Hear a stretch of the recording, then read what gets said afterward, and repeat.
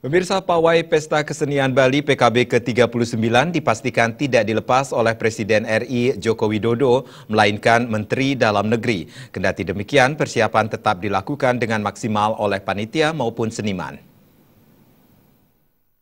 Pawai Pesta Kesenian Bali yang digelar Sabtu 10 Juni di depan Monumen Perjuangan Rakyat Bali di Renon Denpasar dipastikan tidak dilepas oleh Presiden RI Joko Widodo.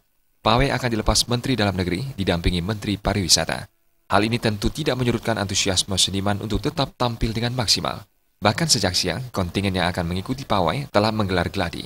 Koordinator pawai PKB, An Agung Gede Rake mengatakan, jalana pawai yang akan diikuti 2.000-an seniman ini sudah dirancang sedemikian rupa sehingga diharapkan bisa berlangsung dengan lancar dan tertib. Persiapan kita sudah mendekati 90% dan besok tinggal eksekusi di lapangan. Saya yakin pawai tahun ini akan jauh lebih semarak dari tahun-tahun sebelumnya. Kenapa demikian? Kita sekarang membatasi karena konsep pawai itu tetap 60%. Atau PKB itu kan 60% pelestarian, yang 40% itu kan pengembangan.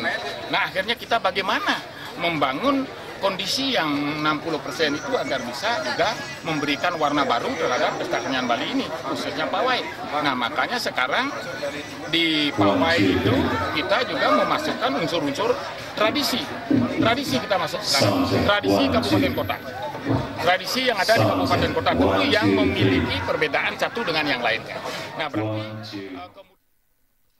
Sementara pembukaan PKB secara resmi di panggung terbuka Arde Chandra Art Center akan dibuka oleh Menteri Koordinator Bidang Pembangunan Manusia dan Kebudayaan, Gargita Bali TV.